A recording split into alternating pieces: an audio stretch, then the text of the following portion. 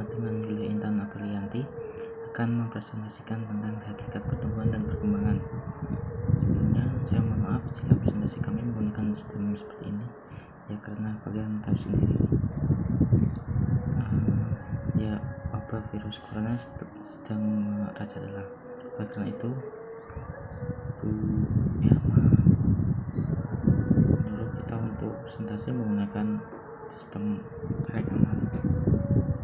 Yang pertama adalah definisi dan faktor-faktor akan dijelaskan oleh Yulia Intan di video yang lainnya.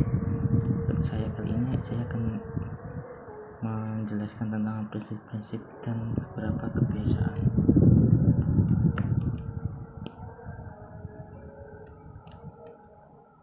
Bentar, saya scroll dulu.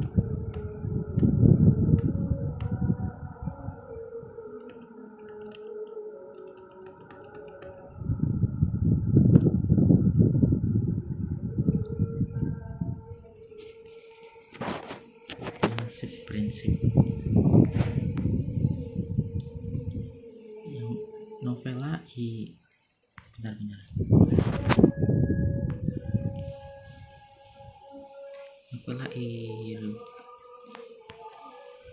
saya pakai laptop saja.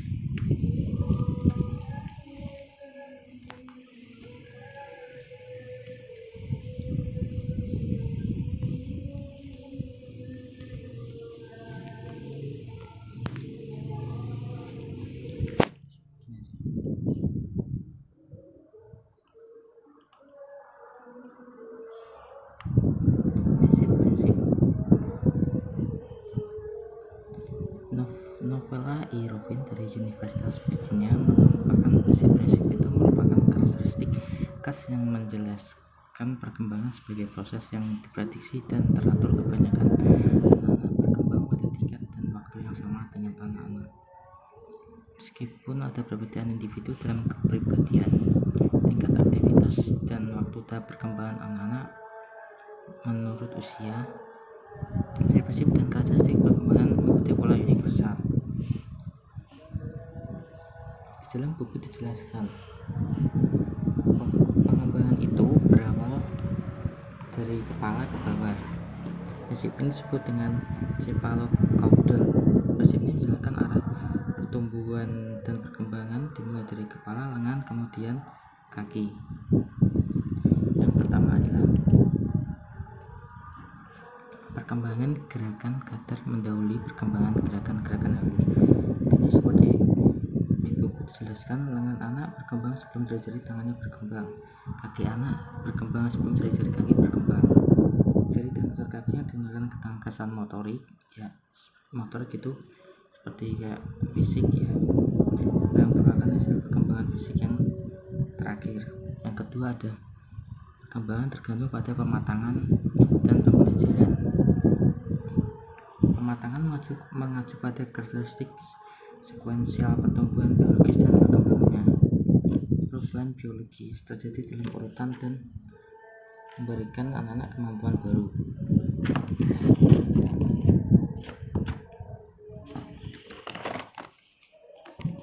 Perubahan di dalam otak dan sistem saraf anak-anak membantu meningkatkan kemampuannya dalam berpikir atau disebut juga kognitif dan motorik atau disebut dengan fisik atau keterampilan. Sebagai contohnya, pada usia 4 bulan tidak bisa menggunakan bahasa karena otak bayi belum cukup matang untuk berbicara. Pada usia 2 tahun, otak telah dikembangkan matang untuk lebih lanjut dengan bantuan orang lain. Anak-anak memiliki kemampuan mengatakan sesuatu dan memahami kata-kata. Anak tidak dapat menulis atau menggambar sebelum dia belajar memegang pensil atau krayon. Pola pematangan sesungguhnya adalah bawaan, yaitu diprogram secara genetik. Kemudian ada hasil perkembangan dari yang sederhana atau konkret ke yang lebih kompleks. Misalnya, belajar menghubungkan hal-hal serupa dan mengklasifikasi merupakan kemampuan penting dalam perkembangan kognitif. Yang keempat ada perkembangan dan pertumbuhan merupakan proses yang saling berkesinambungan.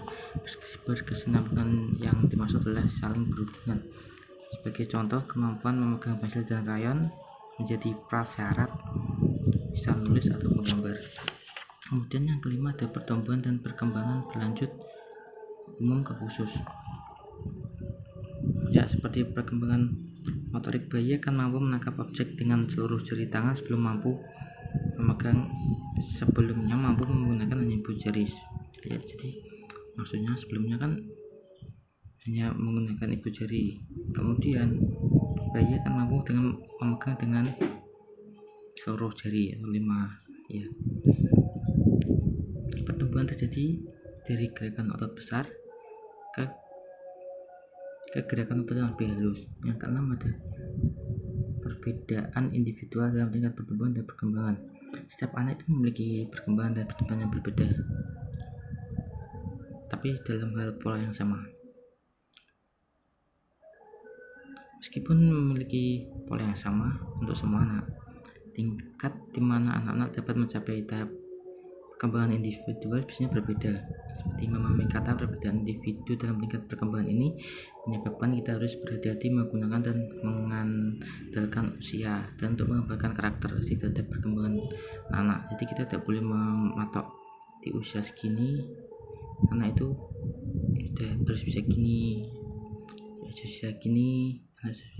itu nggak boleh, karena perbedaan individual tingkat perkembangan itu berbeda. Ya, kemudian ada beberapa kebiasaan anak. Kebiasaan tersebut ada yang baik, ada yang buruk. Seperti kebiasaan tidur anak. Yang pertama ya, kebiasaan tidur anak biasanya kalau anaknya tidurnya nyenyak, pasti paginya itu seperti ceria atau semangat sekolah atau yang lain yang baik-baik.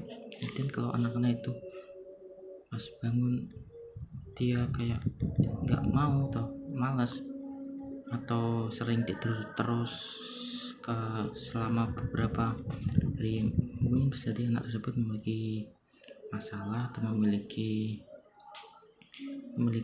mengurangi stres itu apa. Yang kedua ada kebiasaan makan. Kebiasaan makan atau doyan makan. Anak-anak yang doyan makan biasanya akan memiliki risiko kegemukan. Begitu saja sebaliknya, jika anak yang kurang makan tidak resiko untuk kekurangan gizi itu juga ada, tapi nggak selalu. Kadang kalau yang nggak mau makan, susah makan itu kadang gampang sakit atau ya berat badannya kurang standar dan lain-lain. Kebiasaan ke toilet ini adalah anak-anak yang sering-sering ke toilet, seperti baru mulai pelajaran mereka pergi ke toilet, yang itu terjadi kadang setiap hari atau setiap soalnya saya tuh pernah memiliki teman ya notabene dia sering ke toilet pas habis upacara, dan itu setiap hari Senin. Kemudian ada rentang emosi. Anak-anak memiliki rentang emosi yang sangat beragam. Semisal ada yang semangat, cinta kasih, kemarahan, frustasi, kesedihan, dan lain-lain. Seorang anak yang emosinya tidak bervariasi, selalu marah atau murung, biasanya dalam berarti kesulitan. Kalau anak yang dilihat kok murung terus marah-marah terus, mungkin dia ada masalah atau apa. Dan persahabatan di sini adalah anak yang selalu bermasalah dalam persahabatan, bisa menjadi persahabatan. Misal kalau anak itu takut pada teman sebaya atau ya kurang beda lah, mungkin dia sama sahabatnya kurang baik. Kemudian ada variasi dalam bermain. Anak-anak itu memiliki dua variasi dalam bermain. Ada yang pertama itu yang kebanyakan bermain tapi lupa belajar. Ada yang terlalu serius untuk melakukan aktivitas tertentu jadi kurang bermainnya. Ada respon dan otoritas. Respon di sini adalah anak-anak mandiri biasanya kurang menerima respon dari kekuatan otoritas. Sebaliknya, anak-anak yang menjadi pengikut yang baik biasanya sangat tergantung pada pihak yang memiliki otoritas berkuasa. Sebenarnya otoritas itu seperti orang tua ya. Kalau anak mandiri, kalau dikasih tahu orang tua kalau semisal mau kuliah jangan tinggi masuk SMP atau apa, disuruh orang tuanya masuk SMP sini, tapi dia nggak mau karena dia ingin ikuti ke hatinya sendiri mau masuk mana. Itu kalau anak yang mengikut sampai seperti penurut, dia pasti akan mengikuti. Kalaupun ada rasa ingin tahu di sini adalah seorang peserta didik yang tidak pernah merasa puas akan selalu bertanya dan menginginkan rasa tahu. Sebagian rasa ingin tahunya dicari dengan diri sendiri atau tidak, bisa jadi dia dicari dengan tanya kepada gurunya. Kemudian di sini ada anak yang sering bertanya, dia akan menambah sangat baik, jadi yang tekun juga yang menambah wawasan. Kemudian contohnya bisa jadi dia kurang wawasan. Yang kedua ada minat. Yang ke-9 ada minat. Minat sini adalah kegiatan daripada di pasivitas seperti menonton televisi. Seorang anak yang prasekolah itu mau sekolah, yang tidak bisa menjadi tenggelam dalam suatu kegiatan atau usaha yang dia tidak bisa sebetulnya yang belum kenal seperti apa gitu, dia masih harus memiliki bantuan orang lain. Seperti dia tidak memiliki minat seperti ini ya, itu terus ada harus bantuan dari orang lain. Yang kedua ada afeksi spontan. Afeksi di sini berarti kecintaan antar sesama. Jadi kalau punya teman atau apa, dia memiliki hubungannya baik, ada ya, seorang yang tidak bisa menciptakan afeksi, dia memiliki antisosial yang tinggi. Dalam budaya tertentu, cara yang tepat bagi seorang anak agar berkembang pesat dalam mengungkapkan kasih sayang ditentukan oleh cara kepengasuhan dan kesenangannya yang mendalam.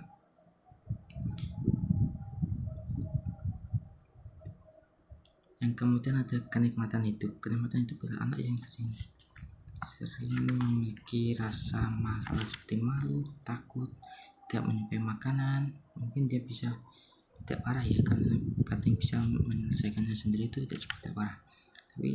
Tapi sebagai orang tua dan guru harus bisa mewujudkan kenikmatan hidup bagi anak.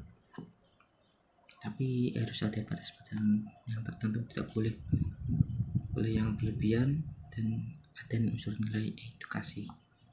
Guru di sini dan sebagai guru atau orang tua di sini berperan penting dalam pembinaan perkembangan peserta didik. Seorang guru harus mengetahui peserta didiknya, yaitu peserta didiknya bisa berkembang atau tumbuh seperti apa, seperti aktivitas produktif beberapa menit sehari beberapa minggu itu menjadikan anak itu seperti menghilangkan beban dan stres anak itu berkurang dan lebih santai, dan kemudian akan menjadi responsif terhadap bimbingan dan saran orang tua atau guru, yang kemudian kalau ada masalah dia mungkin bisa terdapat dari guru atau orang tua ya. Itu yang bisa dapat saya jelaskan. Apabila ada kurang lebihnya saya mohon maaf. Untuk video yang berikutnya, yang sebelumnya definisi atau kata faktor akan dijelaskan oleh Intan. Terima kasih atas perhatiannya. Wassalamualaikum warahmatullahi wabarakatuh.